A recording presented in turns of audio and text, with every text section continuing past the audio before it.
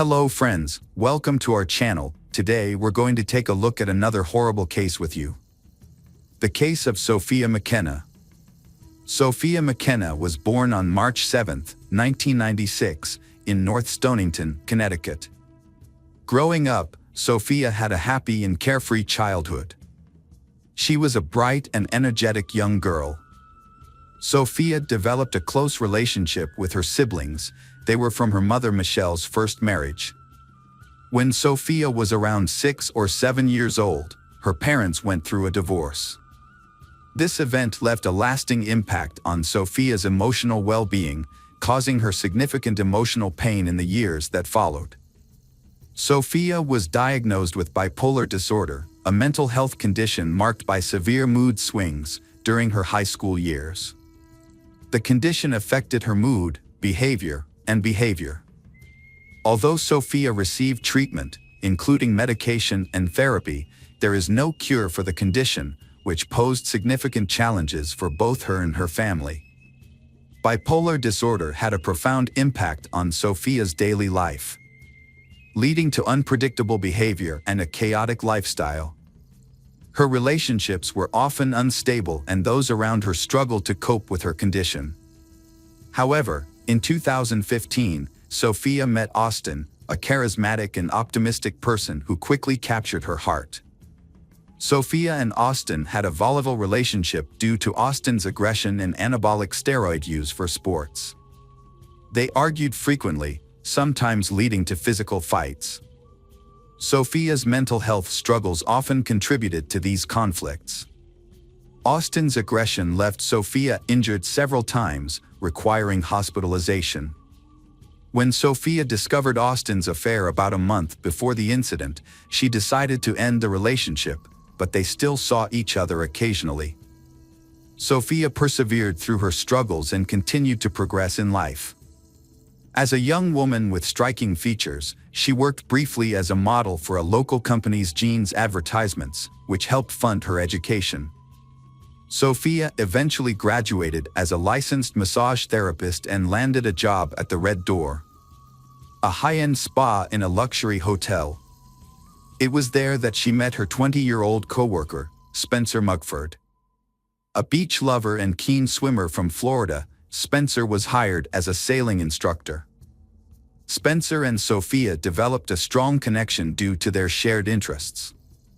They started dating, but their relationship was short-lived as their families did not approve of it, mainly because they were often surrounded by trouble. Michelle, Sophia's mother, was particularly concerned about her daughter's well-being as Sophia was frequently meeting Austin, an ex-boyfriend, and drinking alcohol, which had become a regular habit.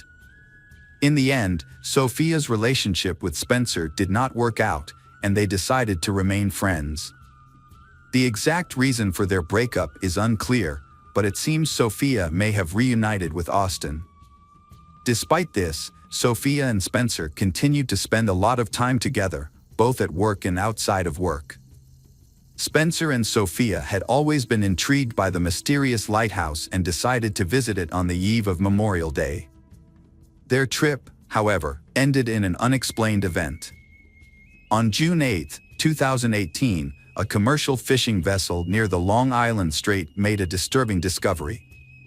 The crew spotted something unusual in the water, and upon closer inspection, it turned out to be a corpse. The fishermen quickly alerted the Coast Guard, who then notified the police. When the police arrived, they recovered the body of a young man from the shoreline and observed unexplained bruises and abrasions on the body. The deceased was later identified as Spencer Mugford, who, along with his girlfriend, Sophia McKenna, had been reported missing just a few days earlier. To understand what led to Spencer's death, his body underwent an autopsy. The results confirmed that Spencer had drowned, and experts did not find any signs of violence or assault. However, some details from the autopsy were kept undisclosed. In the same week that Spencer and Sophia went missing, 2 other men went missing in the same area. Their bodies were later discovered, and like Spencer, they had drowned. Initially, police believed that these incidents were unfortunate accidents caused by adverse circumstances. Remarkably, despite an extensive search, Sophia McKenna's body has not been found. On the night of May 27, 2018, in the small town of Groton, Connecticut. Although the investigation is ongoing, the case remains unsolved, leaving many questions unanswered. The story revolves around Sophia McKenna and Spencer Mugford, who decide to hike to the New London Lighthouse, located along the Thames River in a location considered mystical by locals. Built in 1909, this historic lighthouse has become famous for claims of paranormal activity involving Ernie, the first lighthouse keeper. According to local legend, Ernie's grief led to his tragic death after he jumped from the roof of the lighthouse following a painful breakup. Since then, locals and visitors have reported many strange occurrences. Mysterious events have included doors and windows opening for no apparent, sheets falling off beds, and radios turning on for no reason. Sailors have also reported mysterious incidents, such as boats leaving the shore on their own. As a result, the lighthouse has become a place of paranormal stories. The following Saturday, Sophia's friend Austin tried to reach her, but his calls and messages went unanswered. Initially, Austin wasn't concerned, knowing Sophia often slept in late. As the hours passed with no response, he started to worry and contacted Sophia's mother, Michelle. Michelle hadn't checked her phone because her younger daughter had been playing with it since morning. When she finally checked, she found 7 missed calls from an unknown number. Michelle attempted to call the number back, only to reach Spencer's voicemail, suggesting that the calls might have been from Sophia. Michelle attempted to contact Sophia but was unsuccessful. She and Austin then began a search. Austin called nearby hospitals, while Michelle filed a report with the police about a missing person. They also reached out to Spencer's family, who were equally worried since he had missed a significant family event and was unresponsive to their calls and messages. Michelle and Austin visited Spencer's apartment but found no indication that he had recently been there. The night before, Spencer's father learned that his son had met Sophia, which made him and his wife worried about the problems Sophia was having. Spencer's mother said that her son had planned to go fishing with a friend. The last time she spoke to Spencer was at 10 p.m. when her son said goodnight to her. Realizing that something was wrong, the Spencer family also reported their son and girlfriend missing to the police around 6:30 p.m. Police began searching for Sophia and Spencer. During the search, Austin contacted the sheriff to share some information about Sophia and Spencer's whereabouts the night before. He also told the sheriff that he had seen a video that Sophia had posted on Snapchat the night before. In the video, recorded on Spencer's phone, Sophia and Spencer can be seen having fun on a boat, heading towards the lighthouse. The footage shows a young man rowing towards the lighthouse. Everything seems normal. The photo taken before the incident shows Sophia posing playfully in front of the lighthouse with a concrete barrier and a "no passing" sign in the background. However, the events that unfolded just minutes after the photo was taken remain a complete mystery. Photos and videos were posted confirming that Sophia and Spencer were indeed at the lighthouse. This information prompted the police to dispatch 20 different Coast Guard units to the area. An extensive search was conducted by the Coast Guard, firefighters, and police, including air, sea, and land searches. The police's first major discovery was Sophia's car parked on a university campus, with her cell phone found inside. That night, the Coast Guard found a T-shirt that Spencer had been wearing in the video. Police theorized that Spencer may have used the T-shirt to secure a boat to shore.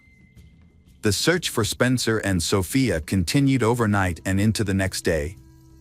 However, a storm soon rolled in, prompting state authorities to temporarily halt the search until new information or clues about the Sophia and Spencer. This decision came as a shock to their families and friends, who refused to give up hope. They took matters into their own hands, plastering the city with posters and flyers featuring the missing duo's pictures. They also appealed to the public for any information that might aid in the search. Despite numerous witnesses in the area at the time of their disappearance, none came forward with any information. The family's private search efforts continued for days, but yielded no answers. Sophia likely chose not to report the incident to the police because she and Spencer had recently had run-ins with the law. Just days before, Spencer had been arrested for drunk driving, and Sophia had been charged with aggressive behavior. As a result, Sophia may have decided that it would be safer to seek help from her mother rather than seek police intervention. It is also possible that Sophia was in a state of panic and was not thinking clearly at the time. Without more information about her situation, it is difficult to say for sure why she made this decision. Police tried to piece together events on May 26, 2018. Memorial Day was coming up. Sophia was not working that day, but Spencer agreed to cover a coworker's shift from 7 a.m. to 7 p.m. After work, the pair planned to meet up and attend the city's Lantern Festival together. Their plan was to spend the remainder of the day together, including a visit to a local lighthouse known for paranormal activity, which they were eager to experience. However, what happened after Spencer's shift is unclear. There is no information on who they met or where they went, and it is unknown if they had been drinking. It is known that Sophia's car was parked on the University of Connecticut campus around 2 a.m. Sophia left her cell phone in the car, possibly due to forgetfulness. Sophia's phone was dead, so she decided to leave it behind. Spencer and Sophia took a small sailboat from campus. The boat had no motor and weighed only 14 pounds, with oars as the only means of propulsion, and headed towards the lighthouse, navigating through treacherous rocky shores without safety equipment. That was all the information police had that night. On Monday evening, a police search helicopter spotted a white and blue sailboat stuck in the rocks about 7 miles west of the lighthouse. The boat was covered in dust, indicating it had been there for some time. Although it has not been confirmed, police believe the sailboat may be the one Spencer and Sophia took from campus. Fingerprints found at the scene of the boat were never examined or disclosed to the public, making it impossible to determine if they matched the fingerprints of the missing young couple, Sophia McKenna and Spencer Mugford. A major obstacle in the investigation was the unavailability of certain key evidence. Spencer's phone was never recovered, and the police did not obtain his cell operator records, making it impossible to confirm if any calls were made to numbers other than Michelle's on the night of the disappearance. Both the lighthouse and the campus have security cameras, but unfortunately they were not working on the night of the disappearance, and therefore did not capture any video of the event. Additionally, a serious mistake was made by the police in not investigating the lighthouse immediately after the couple went missing. To keep the case in the public eye, Sophia McKenna's family created a Facebook page called Searching for Sophia McKenna in July 2018. The page allowed the family to share updates, brochures, and pleas for information with the public. In a strange turn of events, a suspicious message was sent to Michelle from Sophia's social media account, requesting money, just weeks after the disappearance. This raised concerns about potential hacking, as the police had possession of Sophia's phone at the time. The investigation into Sophia's disappearance and Spencer's death has been closed. Police have been unable to come to a clear conclusion about what happened. On July 10th, a memorial service was held in Sophia's honor, organized by her family and friends.